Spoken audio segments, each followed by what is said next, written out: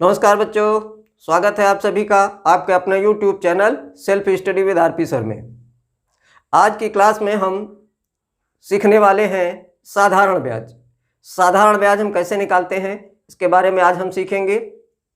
जैसा कि आप सभी जानते हो, जब हमारे पास पैसा नहीं होता है या धन नहीं होता है और हमें धन की आवश्यकता होती है तो हम क्या करते हैं, हम धन उधार लेते हैं। वो धन हम चाहे तो बैंक से उधार लें या फिर हम साहूकार या महाजन से उधार लें। और जो धन हम उधार लेते हैं वो तो हमें वापस ही करना पड़ता है, उसके बदले में हमें अतिरिक्त धन भी वापस करना पड़ता है, देना पड़ता है। और जो अतिरिक्त धन हमें देना पड़ता है उसे हम ब्याज कहते हैं। साधारण ब्याज पूरी अवधि के लिए समान रहता है तो उसको हम अंग्रेजी में सिंपल इंटरेस्ट कहते हैं और इसको एसआई से डिनोट किया जाता है। ठीक है। और जो धन उधार लिया जाता है वो होता है मूलधन, उसको प्रिंसिपल कहते हैं, उसको पी से डिनोट किया जाता है। यहाँ हम लिख देते हैं, ये एसआई है और ये इसको पी से डिनोट करते हैं। ब्याज की दर एक निश्चित होता है कि ब्याज की दर इतने प्रतिशत होगी। प्रतिशत का मतलब होता है 100 रुपये पर इतने रुपए। ठीक है। ब्याज की दर को कहते हैं रेट ऑफ इंटरेस्ट। तो इसका सबसे पहला अक्षर लेते हैं आर,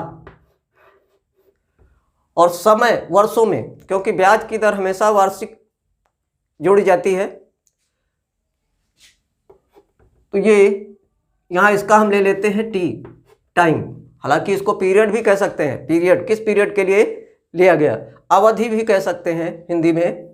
लेकिन यहाँ पर पी अगर करते पीरियड तो पी यहाँ प्रिंसिपल के लिए इस्तेमाल किया गया है, इसलिए यहाँ समय के लिए टी का इस्तेमाल किया गया है। और ये मिश्र धन क्या होता है कि जो धन हमने उधार लिया है या हमने किसी को दिया है वो और प्लस जो ब्याज प्राप्त हुआ है, दोनों को मिलाकर वो मिश्र धन होता है, अमाउंट होता है, टोटल अमाउंट होता है। तो उसको ए से डिनोट किया जाता है। ठीक है। शायद अब आपकी समझ में आ गया होगा ये टर्म्स। अब हम एक क्वेश्चन करते हैं। क्वेश्चन है, यहां पर एक क्वेश्चन दिया हुआ है कि रुपये 2900 3 वर्ष के लिए 16% वार्षिक ब्याज की दर से साधारण ब्याज ज्ञात कीजिए। तो साधारण ब्याज का फार्मूला क्या है ये देखिए। साधारण ब्याज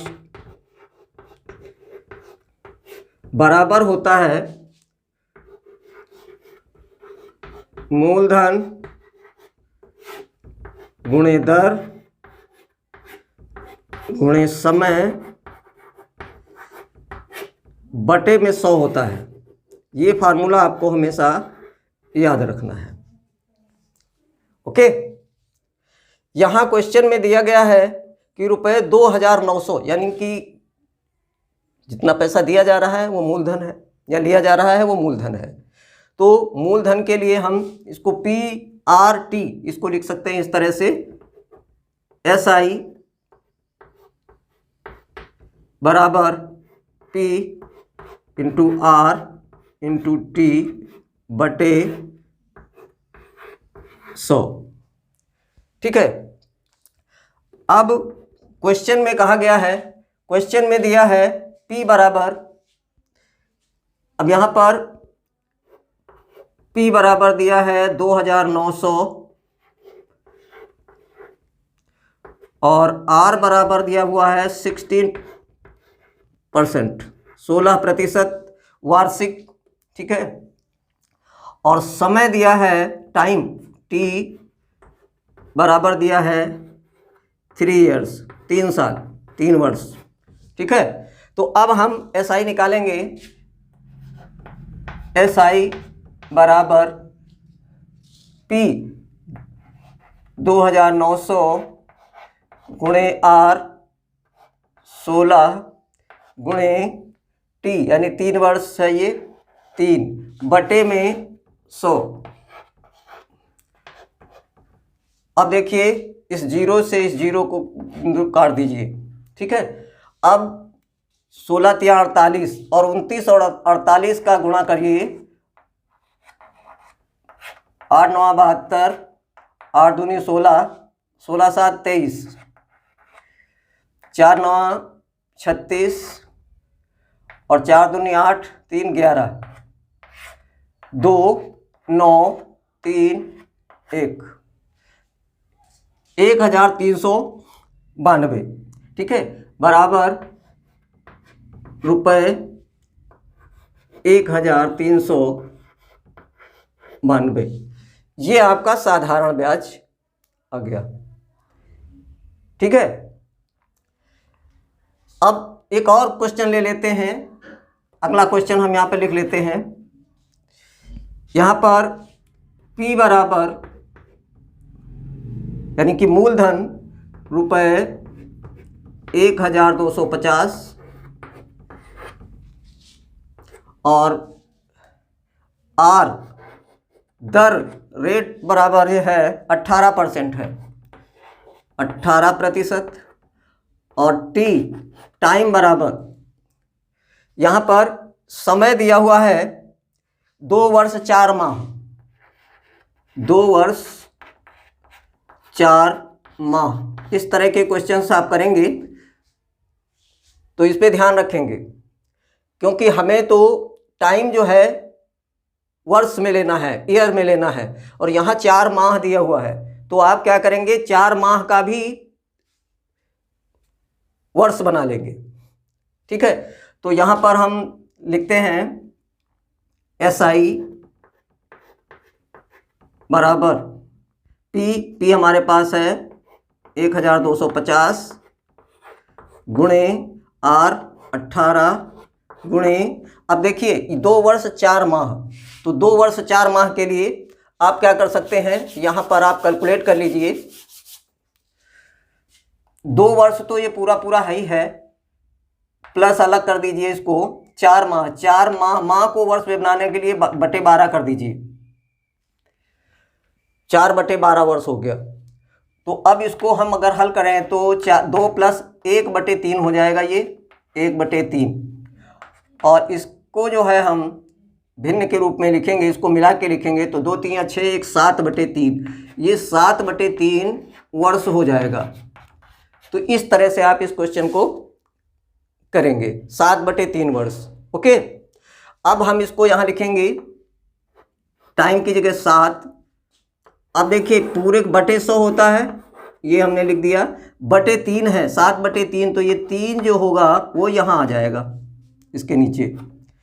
अब आप इसको सॉल्व करेंगे, 3 से ये कटेगा, 3 18, 1 0 इससे इस 1 0 कैंसिल किया, और 5 से कटेगी तो 5 दूनी 10 और 25 पंचे 125, ये कटेगा। 2 से ये ऊपर वाली संख्या कट जाएगी, 2 1 2, 2 3 6। अब हमारे पास जो संख्या बची उसको हम लिख लेते हैं 25 गुणे 3 गुणे 7, 25 3 75, 75 सत्ते 7 पचे 35 और 7 सत्ते 49 और 3 52, 525।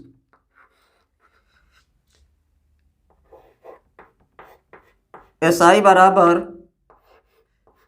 रुपये 525, ठीक है। ये आपका आंसर हो गया। साधारण ब्याज हमने निकालना सीख लिया है। अब अगर क्वेश्चन में इस तरह से साधारण ब्याज निकालने के लिए ना कहा जाए, साधारण ब्याज दिया हो, तो हम इसको किस तरह से निकालेंगे। तो आइए देखते हैं कि इस फार्मूले से हम अगर मूलधन निकालना हो, दर निकालनी हो या फिर समय निकालना हो तो हम किस तरह से निकालते हैं। चलिए देखते हैं। जैसा कि आप जानते हो साधारण ब्याज बराबर होता है मूलधन गुणे दर गुणे समय बटे 100। अगर हमें साधारण ब्याज दे रखा हो और हमसे कहा जाए कि मूलधन ज्ञात कीजिए, यानी कि साधारण ब्याज दिया हो, दर भी दी हो, समय भी दिया हो, तो और मूलधन निकालना हो, तो उसके लिए हम क्या करते हैं। देखिए सबसे पहली बात तो ये है, इसका इसके साथ गुणा करिए, साधारण ब्याज गुणे 100 बराबर होगा मूलधन गुणे दर गुणे समय। अब देखिए हमने इस तरह से बराबर में लिख लिया। अब हमें इसमें से जो भी मूलधन ज्ञात करना है तो ये दोनों उठकर इसके नीचे जाएंगे, क्योंकि इधर गुणे के रूप में है, इधर भाग के रूप में जाएंगे। तो ये देखिए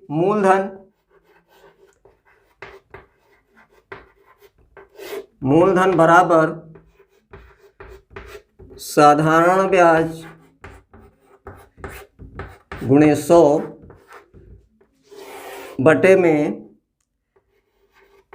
दर गुणे समय।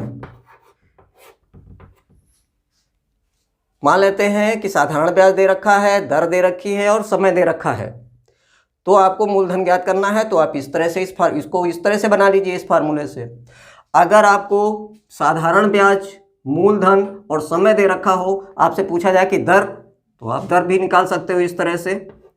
दर बराबर, अगर हम दर निकाल रहे हैं तो ये होगा साधारण ब्याज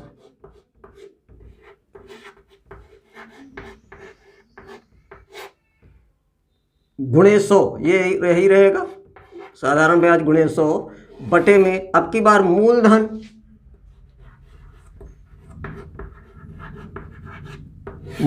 गुणे समय आएगा यहां पर। और अगर साधारण ब्याज भी दिया रहे, मूलधन भी दिया रहे और ब्याज की दर भी दी हो, तो हमें समय पूछा जाए अगर, तो हम समय इस तरह से निकालेंगे, समय बराबर साधारण ब्याज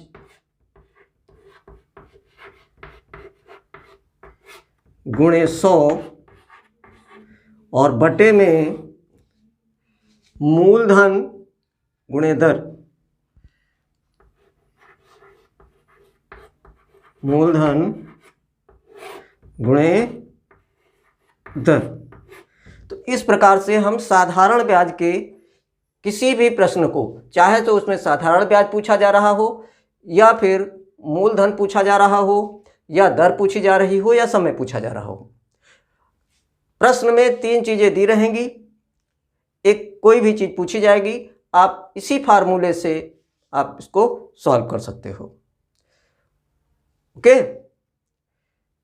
आशा करता हूं आप लोग समझ गए होंगे और प्रैक्टिस करोगे बहुत आसान हो जाएगा। वैसे भी ये बहुत आसान है। आशा करता हूं आपको ये वीडियो अच्छा लगा होगा, और अगर वीडियो अच्छा लगा है तो हमारे वीडियो को लाइक शेयर कमेंट कीजिए, और हमारे चैनल पे नए हैं तो हमारे चैनल को सब्सक्राइब कीजिए। फिर मिलते हैं अगले वीडियो में, तब तक के लिए जय हिंद।